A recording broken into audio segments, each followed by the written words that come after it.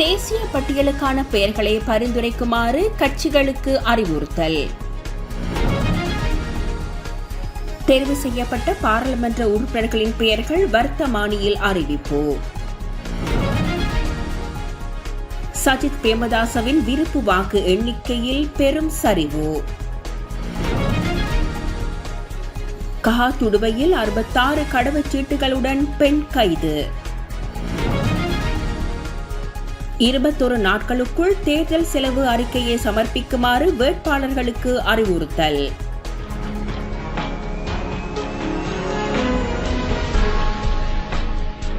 இம்முறை பாராளுமன்ற தேர்தலில் கொழும்பு மாவட்டத்தை பிரதிநிதித்துவப்படுத்திய ஐக்கிய மக்கள் சக்தியின் தலைவர் சஜித் பிரேமதாச பெற்ற வாக்குகளின் எண்ணிக்கை கடந்த பாராளுமன்ற தேர்தலை விட கணிசமாக குறைந்துள்ளது. 2020 பாராளுமன்ற தேர்தலில் கொழும்பு மாவட்டத்தில் சஜித் பிரேமதாசா 3,05,744 வாக்குகளை பெற்றிருந்தார். எனினும் இம்முறை பாராளுமன்ற தேர்தலில் அவரால் 1,45,611 வாக்குகளையே பெற முடிந்தது. அதன்படி 2020 பாராளுமன்ற தேர்தலுடன் ஒப்பிடுகையில் இந்த தேர்தலில் அவர் 1,60,133 வாக்குகளை இழந்துள்ளார். அதேவேளை கொழும்பு மாவட்டத்தில் ஐக்கிய தேசிய கட்சியின் பலமான பல கோட்டைகளின் பலத்தை முறியடித்து இத்தேர்தலில் தேசிய மக்கள் சக்தி வெற்றி பெற்றுள்ளது.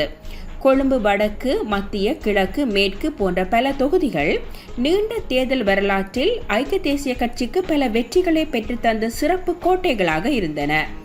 கடந்த பாராளுமன்ற தேர்தலில் சஜித் பிரேமதாச ஐக்கிய மக்கள் சக்தியை பிரதிநிதித்துவப்படுத்தி அந்த கோட்டைகளில் வெற்றி பெற்றிருந்த போதும் இத்தேர்தலில் தேசிய மக்கள் சக்தி குறித்த கோட்டைகளை தம்வசப்படுத்தி வெற்றி பெற்றுள்ளது.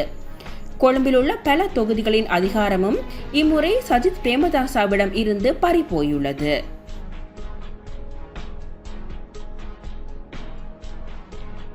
ஐக்கிய தேசிய கட்சியின் எதிர்கால அரசியல் போக்கு குறித்து நேற்று காலை விசேட கலந்துரையாடல் ஒன்று இடம்பெற்றது.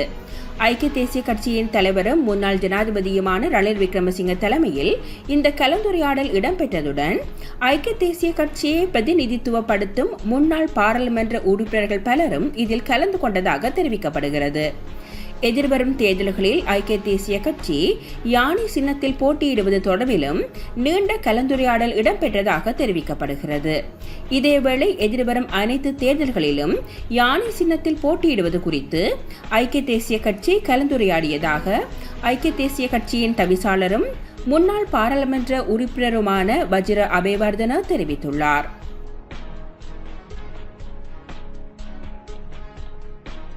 பாராளுமன்ற தேர்தலில் தேர்வு செய்யப்பட்ட பாராளுமன்ற உறுப்பினர்களின் பெயர்கள் அடங்கிய வர்த்தமானி அறிவித்தல் வெளியிடப்பட்டுள்ளது.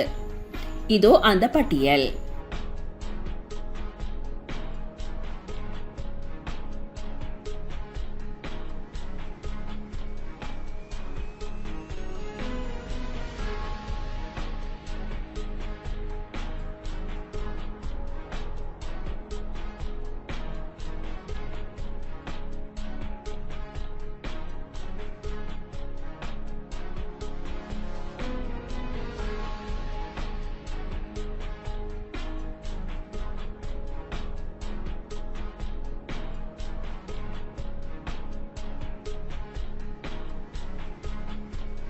தான் முதன்முறையாக அரசியலில் பிரவேசித்துள்ள நிலையில் மலையக இளைஞர் சமூகம் அரசியலில் பிரவேசிக்க தயாராக இருப்பதாக பாராளுமன்றத்துக்கு தெரிவான புதிய பெண் பிரதிநிதி அம்பிகா சாமுவல் தெரிவித்துள்ளார்.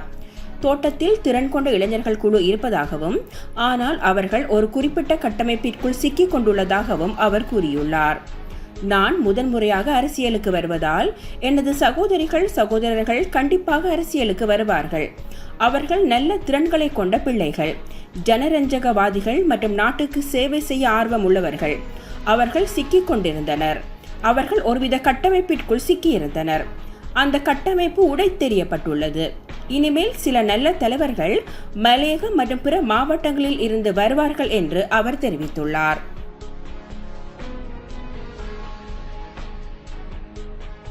தேர்தல் முடிவுகள் வெளியாகி 21 நாட்களுக்குள் பொது தேர்தலில் போட்டியிட்ட அனைத்து வேட்பாளர்களும் தங்களது செலவு அறிக்கையை தேர்தல் ஆணையாளர் அலுவலகத்தில் சமர்ப்பிக்க வேண்டும் என தேர்தல் ஆணையாளர் நாயகம் சமன் ஸ்ரீ ரத்நாயக்க தெரிவித்துள்ளார்.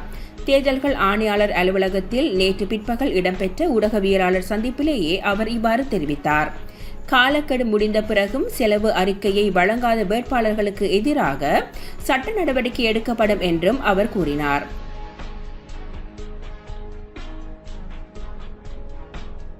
நானுயா கிளரண்டன் தோட்டத்தில் ஐயப்பன் ஆலயத்தில் கார்த்திகை மாதம் முதல் நாளான நேற்று பக்தர்கள் மாலை அணிவித்து ஐயப்பன் தரிசனம் செய்தனர். ஐயப்பன் கடவுளின் தரிசனம் செய்வதற்கு பக்தர்கள் நேற்று சனிக்கிழமை நானோயா கிளரண்டன் கீழ்பிரிவில் அமைந்துள்ள ஆலயத்தில் விரதமிருந்து மாலை அணிந்து கொண்டனர். ஐயப்ப பக்தர்கள் கார்த்திகை மாதம் தொடங்கியதிலிருந்து 48 நாட்களுக்கு விரதமிருந்து சபரிமலைக்கு சென்று ஐயப்பனை தரிசிப்பது வழக்கம். கார்த்திகை மாத பிறப்பை தொடர்ந்து கிளரண்டன் முழுவதும் ஐயப்ப பக்தர்கள் மாலை அணிவித்து விரதம் தொடங்கினர். கார்த்திகை மாத பிறப்பையொட்டி சபரிமலை ஐயப்பன் கோவில் நடை திறக்கப்பட்டது. நானுயாவில் உள்ள கிளரண்டன் ஐயப்பன் கோவிலில் பக்தர்கள் திரண்டு வந்து மாலை அணிந்து கொண்டனர். தொடர்ந்து கணபதி ஓமம் நடைபெற்றது. அதைத் தொடர்ந்து மாலை அணிந்து ஐயப்பன் பூஜை இடம்பெற்று ஐயப்ப பஜனையும் நடைபெற்றது. பூஜையில் கலந்து கொண்ட ஏராளமான பக்தர்கள் நேர்த்திக்கடன் செலுத்தினர். தொடர்ந்து பக்தர்களுக்கு அன்னதானமும் வழங்கப்பட்டது. விசேட அபிஷேகத்துடன் ஐயப்பன் பூஜைகள் இடம்பெற்றமை குறிப்பிடத்தக்கது.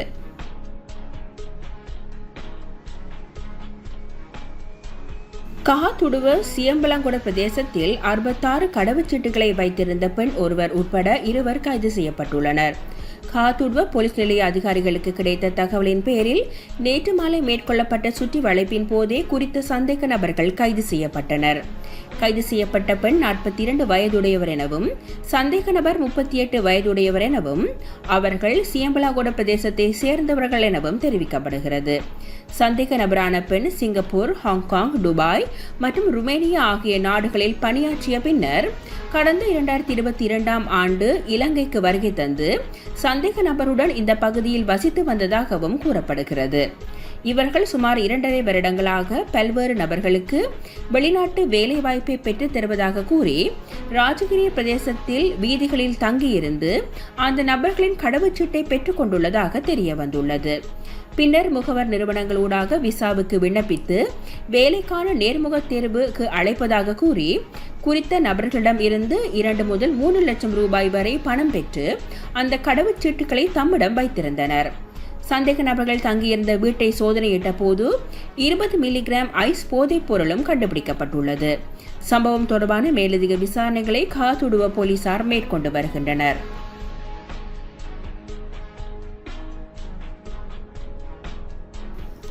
(2024) பொது தேர்தலில் ஒவ்வொரு கட்சிக்கும் கிடைக்கப்பெற்றுள்ள தேசிய பட்டியல் பாராளுமன்ற உறுப்பினர் பதவிகளுக்கான குறித்த அரசியல் கட்சிகளால் பரிந்துரைக்கப்படும் பெயர் பட்டியலை உடனடியாக தேர்தல் ஆணைக்குழுவிற்கு பெற்று தருமாறு அரசியல் கட்சிகளின் பொதுச் செயலாளர்களுக்கு அறிவிக்கப்பட்டுள்ளது. அதன்படி அதிக ஆசனங்களை பெற்ற தேசிய மக்கள் சக்தி தனது கட்சியின் தேசிய பட்டியலை இன்று அறிவிக்க உள்ளது. மேலும் இந்த வருடம் ஐக்கிய மக்கள் சக்திக்கு தேசிய பட்டியலில் இருந்து 5 பாராளுமன்ற உறுப்பினர்கள் பதவிகள் கிடைத்துள்ள நிலையில் அதற்காக யாரை நியமிப்பது என்பது தொடர்பில் கட்சி இன்னும் இறுதி தீர்மானத்திற்கு வரவில்லை என்றும் தெரிவிக்கப்படுகிறது. இதேவேளை புதிய ஜனநாயக முன்னணி 2 தேசிய பட்டியல் பாராளுமன்ற உறுப்பினர் பதவிகளை கைப்பற்றியுள்ளதுடன் அந்த பதவிகளுக்கு யாரை நியமிப்பது என்பது தொடர்பான கலந்துரையாடல் இன்று இடம்பெற்றது. கொழும்பு மால் வீதியில் உள்ள முன்னாள் ஜனாதிபதி ரணில் விக்ரமசிங்கவின் அரசியல் காரியாலயத்தில் வைத்து இந்த கலந்துரையாடல் இடம்பெற்றுள்ளது. அத்துடன் பொதுஜன பெரமுனவுக்கு தேசிய பட்டியல் பாராளுமன்ற உறுப்பினர் பதவி ஒன்று கிடைத்துள்ள நிலையில் அதற்காக பொதுஜன பெரமுனவின் தேசிய அமைப்பாளர் நாமல் ராஜபக்சவை நியமிக்க கட்சி தீர்மானித்துள்ளது. இம்முறை புதிய கட்சியாக பொது தேர்தலில் போட்டியிட்ட சர்வஜன அதிகாரம் ஒரு தேசிய பட்டியல் பாராளுமன்ற உறுப்பினரை வென்றுள்ளது. கட்சியின் தேசிய செயற்குழு கூடி தேசிய பட்டியலிலிருந்து பாராளுமன்ற உறுப்பினர் பதவிக்கு யாரை நியமிப்பது என்பது குறித்து தீர்மானிக்கப்படும் என அதன் பேச்சாளர் ஒருவர் தெரிவித்துள்ளார். மேலும் ஸ்ரீலங்கா முஸ்லிம் காங்கிரசுக்கும் இலங்கை தமிழரசு கட்சிக்கும் தலா ஒரு தேசிய பட்டியல் உறுப்பினர் பதவி கிடைத்துள்ள நிலையில் தனது தேசிய பட்டியல் உறுப்பினர் யார் என்பதை நாளை இலங்கை தமிழரசு கட்சி அறிவிக்க உள்ளதாக அக்கட்சியின் தகவல்கள் தெரிவிக்கின்றன.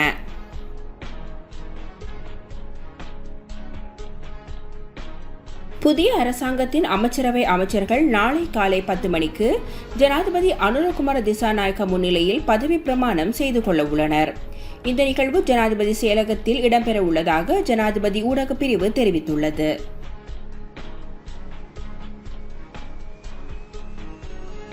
தேர்தலில் வெற்றி பெற்ற வைத்தியர் அர்ஜுனாவை நேற்று சனிக்கிழமை சாவகச்சேரி மக்கள் வரவேற்றிருந்தனர். தேர்தலில் வெற்றி பெற்ற பின்னர் முதல் தடவையாக அர்ஜுனா சனிக்கிழமை பிற்பகல் யாழ் சாவகச்சேரி சென்றிருந்த நிலையில் மக்கள் அவருக்கு அமோக வரவேற்பளித்தனர்.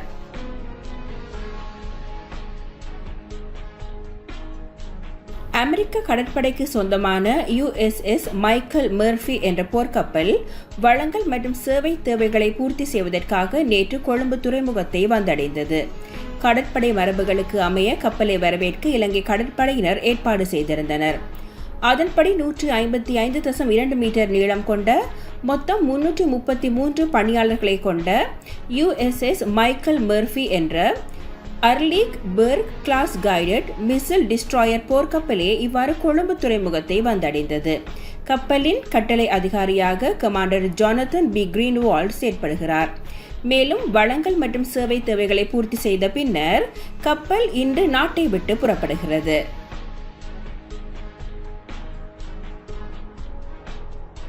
பாராளுமன்ற தேர்தல் வெற்றி தொடர்பாக கஜேந்திரகுமார் பொன்னம்பலத்தின் ஊடக சந்திப்பு. ஒற்றையாட்சி ஏக்கிய ராஜாவை முற்றுமுழுதாக நிராகரித்து தமிழ் தேசம் அங்கீகரிக்கப்படுகின்ற ஒரு சுயநிர்ணய உரிமை அனுபவிக்கக்கூடிய ஒரு சமஷ்டி தீர்வை வெளிப்படையாகவே ஏற்றுக்கொள்ளுகின்ற ஒரு முயற்சியை அனுரகுமார முன்னெடுத்தால் நாங்கள் அனைவரையும் அரவணைச்சு நாங்கள் இதில் போகிறதுக்கு நாங்கள் தயாராக இருக்கிறோம். வடகிழக்கில் NPPக்கு கணிசமான ஆசனங்கள் தமிழ் மக்கள் மட்டத்தில் பெறவில்லை. அதுதான் நான் சொல்ல வரேன். யாழ்ப்பாணத்தில் அது ஒரு பிரச்சனையை உருவாக்கி இருக்கு.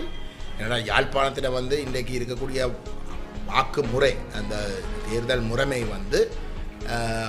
NPPக்கு கணிசமான கூடுதலான ஆசனங்களை அந்த முறையில் கொடுத்தேன்னா கழிவு வாக்குகளில் ஒரு கொஞ்சத்தால் தமிழ் கட்சிகள் பெரும்பான்மை எடுக்கக்கூடிய சந்தர்ப்பத்தை வழங்கவில்லை. அது தவறின, ஒரு சில வாக்குகளால் தவறின.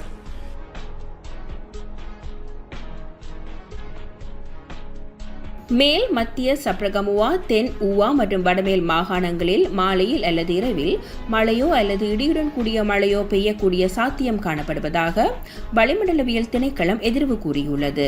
மேல் சப்ரகமுவா மற்றும் மத்திய மாகாணங்களில் சில இடங்களில் 75 மில்லிமீட்டர் அளவான ஓரளவு பலத்த மழை வீழ்ச்சி எதிர்பார்க்கப்படுகிறது. வடக்கு மற்றும் கிழக்கு மாகாணங்களில் சில இடங்களில் காலை வேளையிலும் மழையோ அல்லது இடியுடன் கூடிய மழையோ பெய்யக்கூடிய சாத்தியம் காணப்படுகிறது. மேல் சப்ரகமுவா, மத்திய மற்றும் ஊவா மாகாணங்களிலும் காலி மற்றும் மாத்தறை மாவட்டங்களிலும் சில இடங்களில் காலை வேளையில் பனிமூட்டமான நிலை காணப்படும் என எதிர்பார்க்கப்படுகிறது. இடியுடன் கூடிய மழை பெய்யும் வேளைகளில் அப்பிரதேசங்களில் தற்காலிகமாக பலத்த காற்றும் வீசக்கூடும். மின்னல் தாக்கங்களால் ஏற்படக்கூடிய பாதிப்புகளை குறைத்துக் கொள்ள தேவையான முன்னெச்சரிக்கை நடவடிக்கைகளை எடுத்துக்கொள்ளுமாறு பொதுமக்கள் அறிவுறுத்தப்பட்டுள்ளனர்.